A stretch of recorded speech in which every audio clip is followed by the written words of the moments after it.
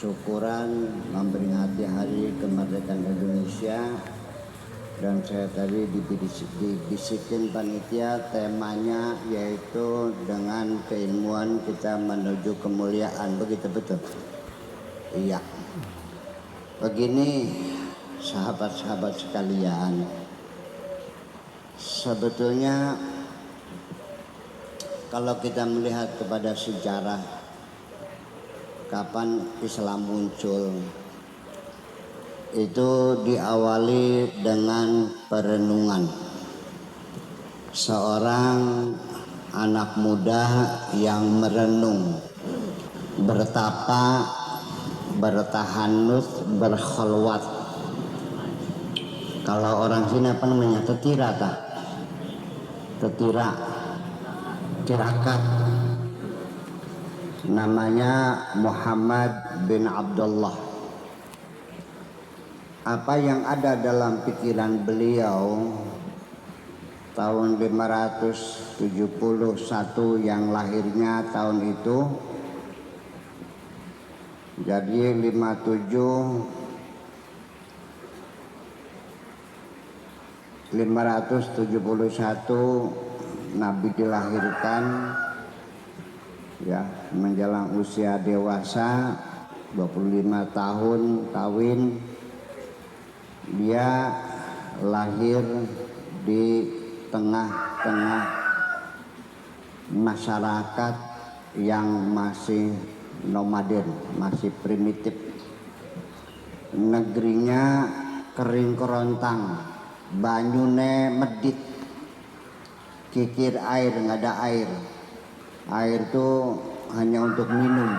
Nggak tahu mereka mandinya seminggu berapa kali tuh, mungkin seminggu sekali mandinya. Sumur nggak ada, sungai nggak ada, adanya zam-zam juga terbatas. Sehingga tradisi mereka untuk cebok itu ya pakai batu, pakai batu. Setelah Islam datang ada ajaran wudhu juga ya, segelas ini harus cukup untuk wudhu. Segelas aqua tuh itu cukup, nggak cukup itu cukup. Pakaian mereka terdiri dari kulit kambing yang disobek tengahnya, kemudian masuk kepala dan dijahit di keteknya. Belum ada tekstil. Ini setiap hari peperangan berlanjut berpuluh-puluh tahun gara-gara rebutan ladang rumput. Sangat mencekam keadaannya. Nah, kondisi seperti itulah Kanjeng Nabi Muhammad, dia merenung, apa yang bisa saya lakukan kepada masyarakat saya. Istrinya yang setia setiap sore mengirimkan makanan. Tahu nggak di mana bertapanya Kanjeng Nabi itu? Di Wahira, bertapa bahasanya. Bahasa Arabnya tahanus, bahasa Indonesia namanya tetapa atau berkholwat. Ternyata jawaban dari langit, sebelum engkau membangun infrastruktur, sebelum engkau membangun rumah, jembatan, jalan dan sebagainya, pertama kali yang harus kamu garap adalah meningkatkan intelektualitas masyarakatmu dulu. Itu artinya pembangunan keilmuan. Itulah sebabnya Kanjeng Nabi Muhammad menerima wahyu berupa Iqra bismi rabbikal ladzi khalaq. Nah,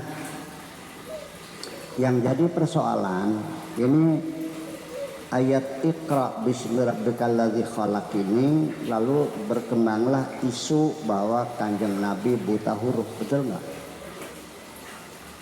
Ibu-ibu yakin Kanjeng Nabi buta huruf? Nggak tahu, saya tidak mengerti ya bahwa Akibat daripada isu Kanjeng Nabi buta huruf, jadi banyak orang yang buta huruf, goblok, jiblok, ya, tidak malu mengaku ana muslim. Aku beragama Islam, tidak punya rasa malu. Kenapa? Karena diyakini Kanjeng Nabi buta huruf. Dikiranya buta huruf itu legal, formal dalam beragama Islam itu. Iya, itu persoalannya. Ini saya ingin pendekatan linguistik dulu. Dalam cerita itu kan ketika suruh baca Iqra, Kanjeng Nabi menjawabnya gimana tuh? Ma'ana biqari'in. Kalimat ma'ana biqari'in ini tidak menunjukkan dia buta huruf. Kalau buta huruf jawabnya ma'akra'u. Kalau ma'akra'u saya tidak bisa baca. Kalau ma'ana biqari'in saya bukan terpelajar. Saya bukan orang pandai. Ini yang jadi persoalannya. Sehingga dikiranya bahwa Iqra di situ dan juga suruh baca. Nabinya buta huruf. Pertanyaan saya, Allah andaikan Kanjeng Nabi buta huruf. Andaikan Kanjeng Nabi buta huruf. Andaikan ini. Allah tahu nggak dia buta huruf? Tahu. Terus oleh Allah disuruh apa? Suruh baca. Bapak-bapak, ibu-ibu, mungkin nggak saya tahu ada orang buta huruf, lalu suruh saya dia membaca. Yang salah yang buta huruf, bukan yang menyuruhnya. Ini satu kaidah dalam Al-Quran, la yukallifullahu nafsan illa wus'aha. Allah tidak akan menyuruh seseorang kecuali dalam kemampuan. Ibu-ibu, tidak mungkin saya nyuruh mikul beras 1 kintal. Sinting yang nyuruhnya. Kira-kira berapa Bu bisa gendong beras? 5 kilo bisa? 10? 20? 30? Andaikan saya suruh nih Bu, dikotong nih, berapa 1 kintal? Yang salah yang nyuruh. Kalau Allah itu tahu Nabi Muhammad buta huruf, kenapa disuruh baca? Tidak mungkin Allah menyuruh seseorang kecuali orang itu mampu. Itu satu bukti. Kemudian yang kedua, bahwa Iqra ini maknanya apa? Baca. Oke. Ternyata saya mau cerita dulu. Saya juga terjebak waktu itu. Tahun 71 saya ke Irak sama Gus Dur di sana. Sama Pak Kiai Irfan Zidni waktu itu. Saya masyhuri semuanya. Tahu Pak Irfan Zidni ya? Di tengah saya jalan di kota-kota, di kota Baghdad itu, ada orang Irak nanya, ya minen anta, dari mana kamu? Saya Indonesia. Terus dia nanya, istamal, lagi ngapain di sini? Saya bilang, anak talib, saya mahasiswa. Dia menanya itu, madza taqra'u? Saya juga bingung, baca apa? Yang saya lagi jalan, dia baca apa? Oh, maksudnya madza tadrusu. Jadi madza taqra itu kamu belajar apa? Di dalam bahasa Inggris juga sama, belajar di fakultas hukum. I am reading in law. Reading itu bukan membaca, tapi belajar. Jadi kalau begitu, Allah menyuruh Kanjeng Nabi suruh baca, suruh belajar. Oke, udah jelas. Terus yang dipelajari apa? Kemudian sebelum apa yang dipelajari, apa motivasi yang menjadi pendorong utama seseorang itu belajar? Makanya Iqra bismi rabbika, atas nama Tuhanmu. Nah, dalam bahasa Indonesia, kalau atas nama Tuhanmu itu artinya saya kondangan. Tiba saatnya sambutan tuan rumah untuk memberikan sambutan. Cuman kebetulan suaranya sedang serak. Dia minta tolong, Buya Sakur tolong dong memberikan kata sambutan atas nama tuan rumah. Di situ saya mengatakan bahwa saya atas nama tuan rumah. Ana bismi sahibil bait. Saya atas nama tuan rumah askurukum jazakum ala hudurikum. Saya atas nama tuan rumah menyampaikan terima kasih atas kedatangan saudara-saudara sekalian. Bismi atas nama. Jadi artinya yang nyuruh saya bersambutan siapa? Tuan rumah. Bukan kemauan hati. Jadi bismi itu menunjukkan bahwa saya disuruh. Jadi bismi rabbik ini adalah perintah dari Allah. Itulah.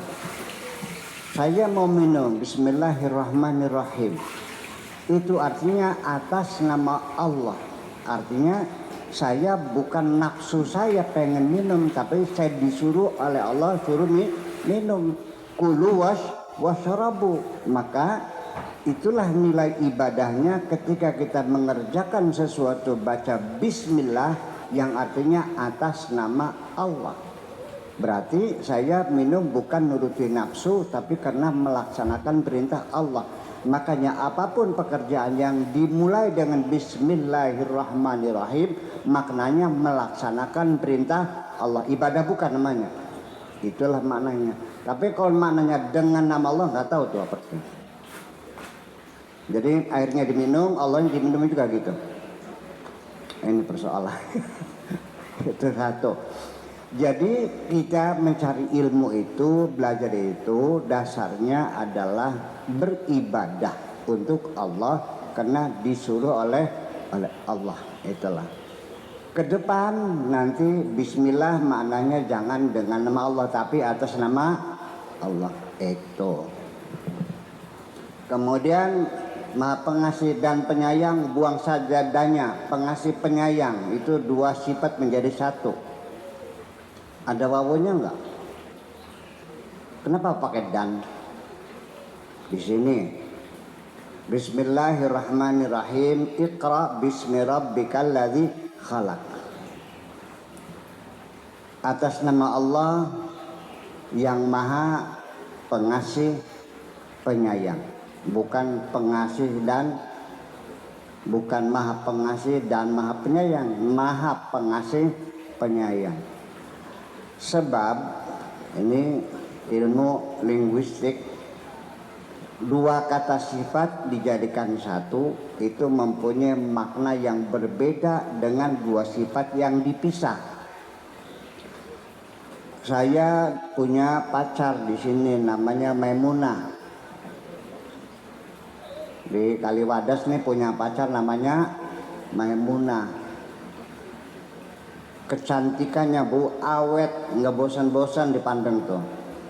Tidak pernah jemu dipandang-pandang. Anaknya hitam, manis, pandang tak jemu. Hitam manis itu kecantikan yang tidak menjemukan.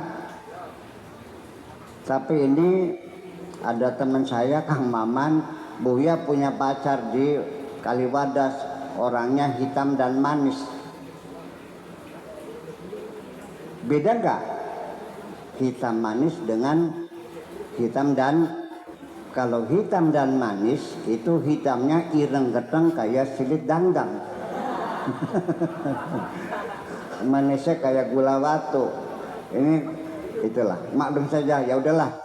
Karena dulu yang menerjemah Al-Quran bukan orang-orang ahli bahasa, dulu yang menerjemahkan ahli hukum, para fuqaha. Kita maklumi aja ya.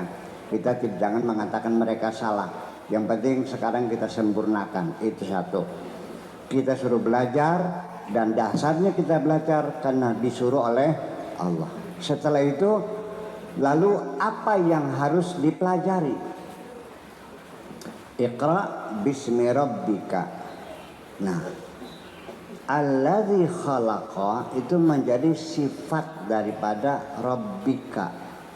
Alladzi khalaqa itu isim mausul, wasilatuha ya kan begitu, fi mahalli jarrin, fi mahal sifatun li rabbika, Tuhanmu yang telah mencipta.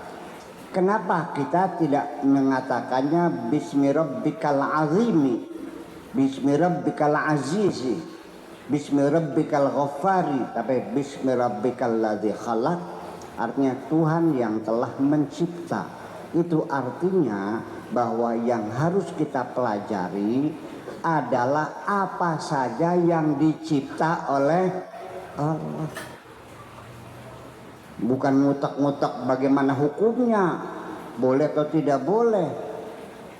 Bukan bagaimana hukumnya HP ini wudu, enggak pegang HP karena dalamnya ada Al-Qur'annya. Bangkrut begini. Ya.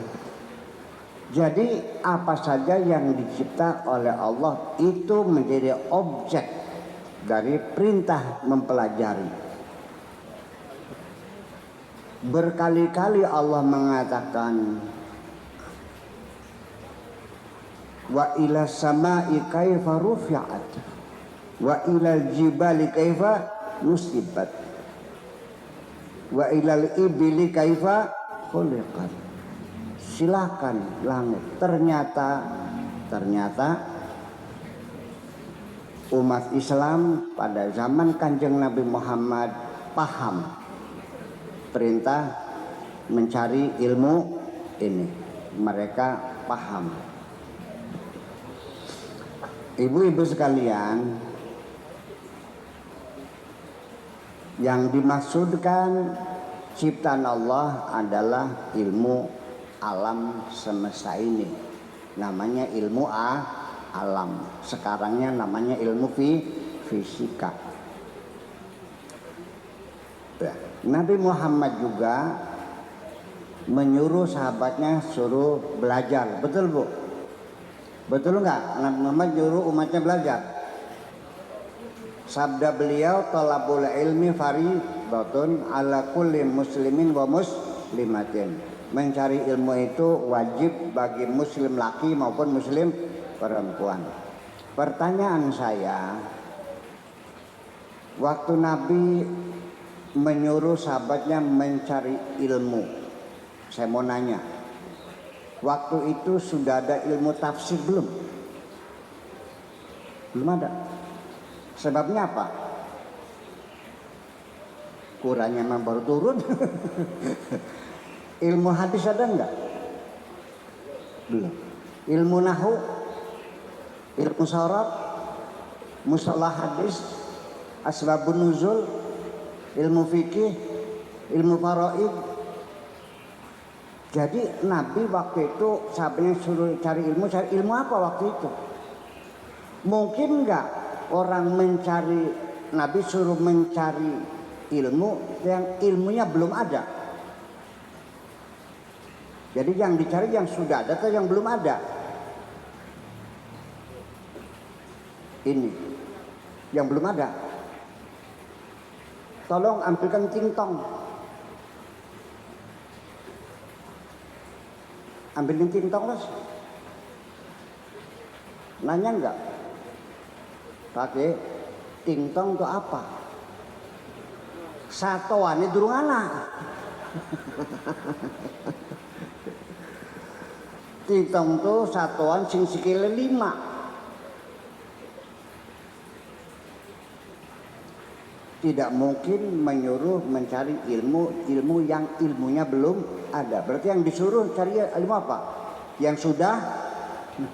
Sekarang umat Islam menjadi aneh bagi saya. Lagi-lagi kalau mencari ilmu dikiranya yang wajib itu ya fikih, tafsir, hadis, nahwu, sorof. Ya waktu itu belum ada. Nah kalau belajar ilmu fisika matematika maka sekalipun tidak mengatakan tidak wajib, tapi buktinya tidak belajar kok. kita mendudukan ilmu-ilmu yang biasa kita kenal di kalangan umat Islam dianggapnya ilmu agama. Kalau yang lain namanya ilmu. Nah, paham. Saya mau nanya, ini sejak kapan ilmu dibagi dua, ada ilmu agama? Sejak kapan? Di sini kita terjebak sesungguhnya. Umat Islam, Anda terjebak. Iya. Siapa orang yang menanggung dosa ilmu dibagi dua, ada ilmu agama, ilmu umum. Sampai nanti dalam implementasi sehari-hari ketika ada orang kayak mengeluarkan zakat, yang dicari adalah guru ngaji, betul nggak? Yang ngajar Quran, yang ngajar fikih, betul nggak? Kalau guru matematika, kenapa? Nah, ini saya ingin bongkar hari ini bahwa dengan keilmuan kita mencapai kemuliaan. Yuk kita bedah ilmunya apa sebetulnya. Ya, di sini ada distorsi sesungguhnya, ada konspirasi yang mendorong umat Islam suruh goblok sampai sekarang. Ya, dan ya. Ada guru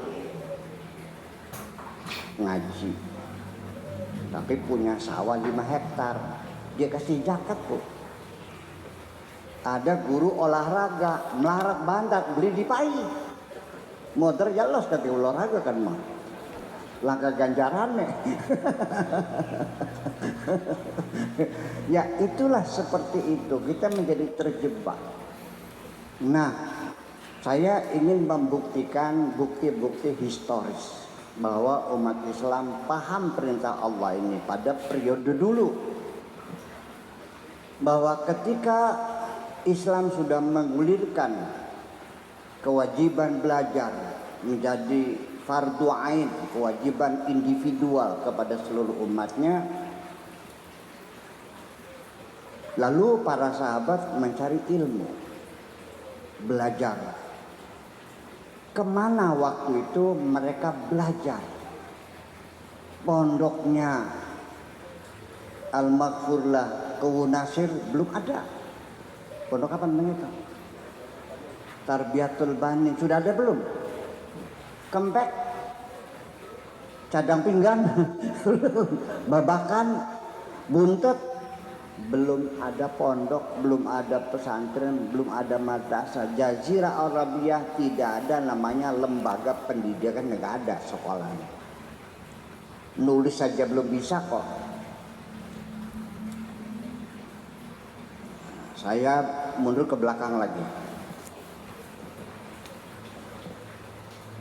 Boro-boro ada sekolah, nyong kertas belum ada, pulpen belum ada, tinta belum ada, mesin tik belum ada, percetakan belum ada. Belum ada. Lalu gimana para sahabat menulis wahyu? Iya, ditulis. Nulisnya pakai apa? Pakai pahat. Pakai palu. Nulisnya di mana? Di pelepah korma, di batu-batu, atau di kulit-kulit binatang. Terus ya itulah. Jadi belum dibukukan, belum boro-boro kertas, nggak ada kertas kok. Terus bagaimana? Huruf Arabnya saja waktu itu masih sederhana, baru 15 huruf. Simbol-simbol huruf itu hanya 15. Satu alif, yang kedua gambar jukung. Gambar jukung bulan sabit. Itu bisa dibaca ba, bisa dibaca ta, bisa dibaca sa, bisa dibaca na, bisa dibaca ya. Ruwet bikin.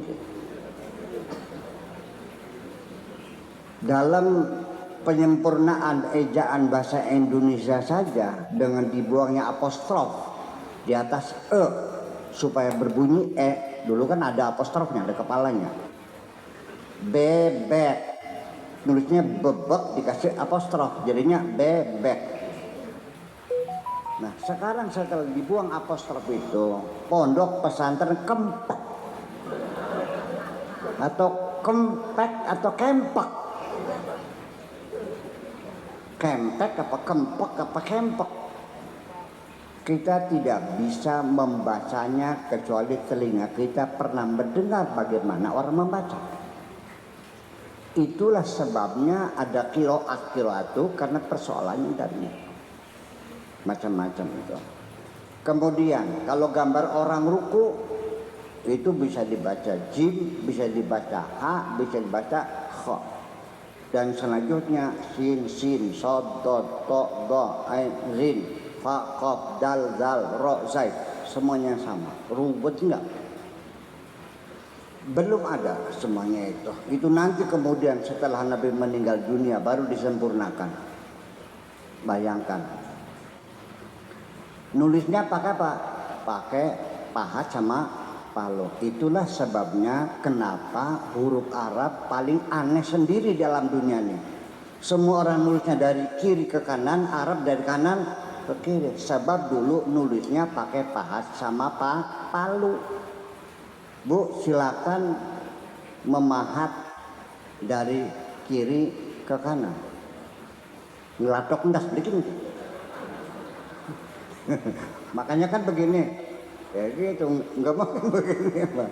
Itulah sebabnya bahwa huruf Arab itu dari kiri kanan. Sehingga dengan demikian juga banyak orang Arab yang cidal nulisnya pakai tangan kiri. Karena soalnya Pak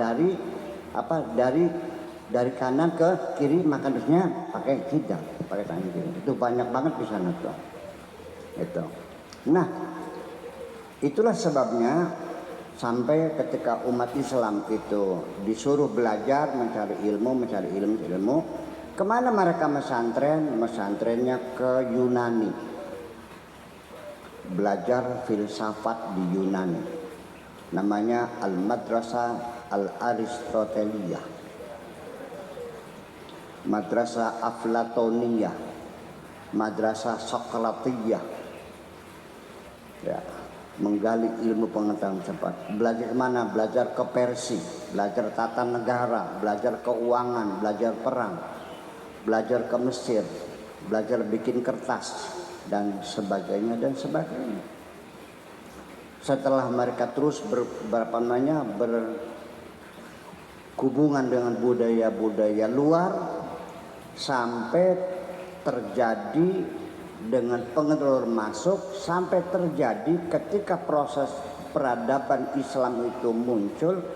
Ini sangat berpengaruh karena filsafat yang masuk dari Yunani ke daerah Arab, sehingga muncullah Jabariyah, Qadariyah, Mu'tazilah, Ahlussunnah wal, itu semuanya pikiran-pikiran filosofis. Nah, lalu apa yang mereka pelajari? Iqra bismi rabbikal ladzi khalaq. Al-Bairuni waktu itu belum ada komputer, belum ada IT, belum ada listrik, belum ada apa-apa. Melakukan penelitian berat jenis setiap logam, perak, besi, tembaga, emas, itu timah, dibikin kelereng-kelereng. Oke. Modalnya apa? Eksperimen Al-Bairuni hanya modalnya ember sama kelereng-kelereng logam dijatuhkan, pluk. Aluminium sama besi dijatuhkan. Yang menyentuh dasar mana dulu? Besi dulu. Besi sama emas dijatuhkan. Mana dulu? Emas dulu. Paham nggak? Bolak-balik sampai rumusannya, akurasinya hampir mendekati kebenaran. Bedanya hanya 0,03, 0,02 berat jenis. Islam menggali. Atas dasar perintah Tuhan mencari ilmu, Al-Imam Al-Idrisi modalnya naik onta, pengen tahu kari jagat ambane sepira jagatnya. Itu inisiatif untuk memetakan bumi. Apa modalnya? Belum ada negara, belum ada lembaga, belum ada perguruan tinggi, modal inisiatif pribadi, naik onta susur pantai. Berapa lama? 20 tahun. Betapa seringnya di tengah jalan nggak ada makanan, karena nggak ada donatur, nggak ada, makan rumputan untuk menggambar peta dunia. Naik onta. Jadi ketika nanti barangkali ada kesempatan saudara-saudara melihat peta oleh Imam Al-Idrisi ini kayak apa, terus banyak salah, umpamanya Madagaskar dekat dengan dengan Yaman, kemudian Teluk Persia jadinya memanjang, ya gitu. Selat Hormuznya kok lebar, ya pantas belum ada satelit, nunggang onta. Ibnu Sina belajar ilmu kedokteran, anatomi, belum ada perguruan tinggi, modalnya modal lillahi ta'ala, iqra bismi rabbikal ladzi khalaq. Iya, dia bisa mengurai anatomi dari segala macam bentuk otot, bentuk saraf, bentuk tulang semuanya, dan setiap bagian, setiap ruas dikasih nama oleh beliau. Dan sampai sekarang buku itu menjadi referensi kedokteran di Eropa. Nah, satu-satunya orang yang pertama kali menemukan cacing anklostoma dalam perut, beliau mengatakan bahwa cacing itu perlu ada anklostoma. Gunanya apa? Untuk membantu mempercepat pencernaan, tapi jumlahnya harus pas, tidak boleh banyak, tidak boleh kurang. Kalau kebanyakan nantinya apa? Ya bersih. Iya, kalau kekurangan ya bisa menimbulkan macam-macam gitu. Itu semuanya sampai ide beliau itu, Ibnu Sina, dia muter-muter tiap hari ngobatin orang sakit itu. Lama-lama kan capek. Waduh, saya bisa mati kutu begini mah. Masa tiap hari muter-muter nggak pulang-pulang? Apalagi zaman dulu naik onta, Bu ya.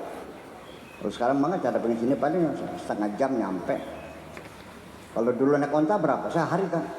Nah, iya. Nah itulah makanya dia punya ide, kenapa orang sakitnya tidak dikumpulkan saja di rumah saya. Itu ide awal rumah sakit di alam dunia, itu Ibnu Sina. Bikin gubuk begini nih, mungkin gubuk-gubuk ini gitu ya, ditaruh dirawati. Jadi kan enak.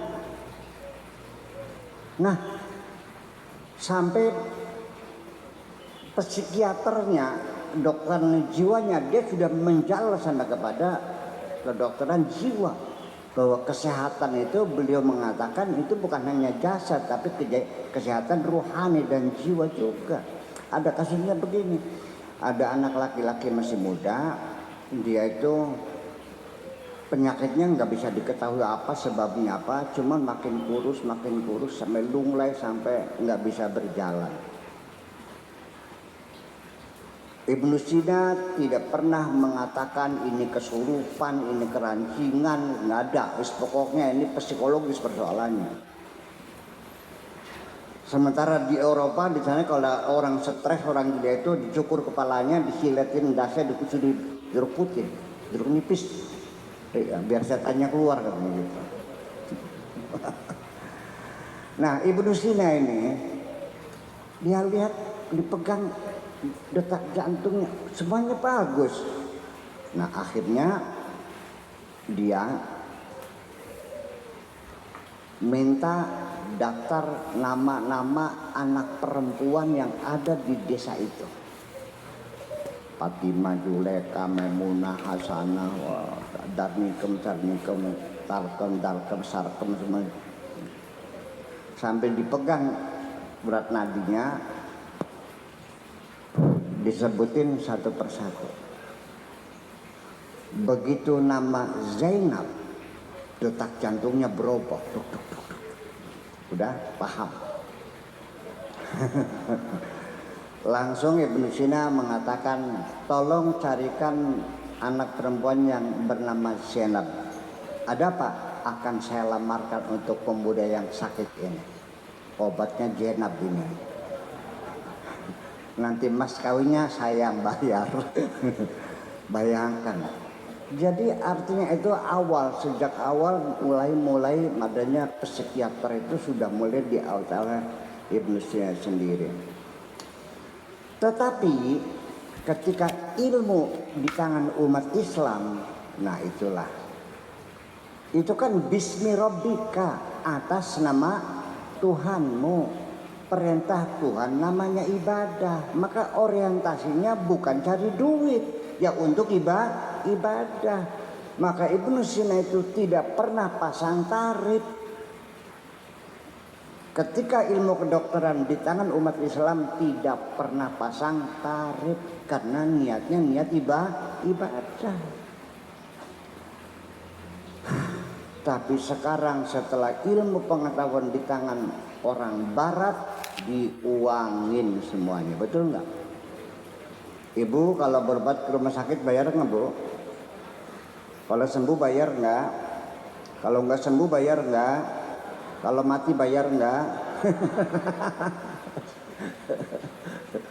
Itu waras beli waras tekan modar gak kudu bayar. Kalau kita bikin rumah temboknya miring dibayar nggak? Tukang suruh masang tembok, masangnya miring, dibayar nggak tukangnya? Enggak. Tapi kalau kamu sakit tidak sembuh, bayar nggak? Nggak adil dong. Nah itulah makanya Ibnu Sina secara periodik setiap 6 bulan sekali anak-anak didiknya yang sudah mengerti kedokteran itu terus dibekali spiritualnya. Murid-muridku yang kucintai, ilmu kedokteran ini ilmu yang paling mulia, yang paling bermanfaat. Kita membangun kemuliaan kita dengan keilmuan kita ini. Oleh karena itu saya pesan semuanya, silakan praktek di rumah, tapi jangan pernah minta upah kepada orang sakit. Kasihan. Ilmu kedokteran ilmu yang paling mulia, karena dengan ilmu ini kita bisa membantu meringankan penderitaan orang lain. Jangan sampai orang sudah menderita mesti bayar duit lagi. Iya. Pesannya jangan pernah minta upah. Tetapi kalau sudah sembuh tasyakuran, mangga silakan diterima, itu rezeki kamu. Sekarang ada nggak dokter yang ngobatin nggak bayar? Ada nggak yang dokter gratisan aja gitu? Ada. Kalau sekarang sakit datang ke rumah sakit dengan tidak bawa uang, BPJS juga nggak punya, betul nggak? Punya. Dok, tolong saya sakit obati. Ada BPJS-nya? Nggak ada. Uangnya ada? Nggak ada. Diterima nggak? Dok, kalau saya nggak diobati saya mati, dok. Ya mau darah. Urusannya apa sih Rani? Begitu Pak kira-kira jawabannya? Kira-kira. Iya, jadi ya biarkan mati, nggak ada urusan. Kenapa nggak punya duit? Itu ilmu dari moral Islam, bahwa ilmu bukan untuk cari uang, tapi untuk kemuliaan manusia. Terima kasih. Assalamualaikum warahmatullahi wabarakatuh.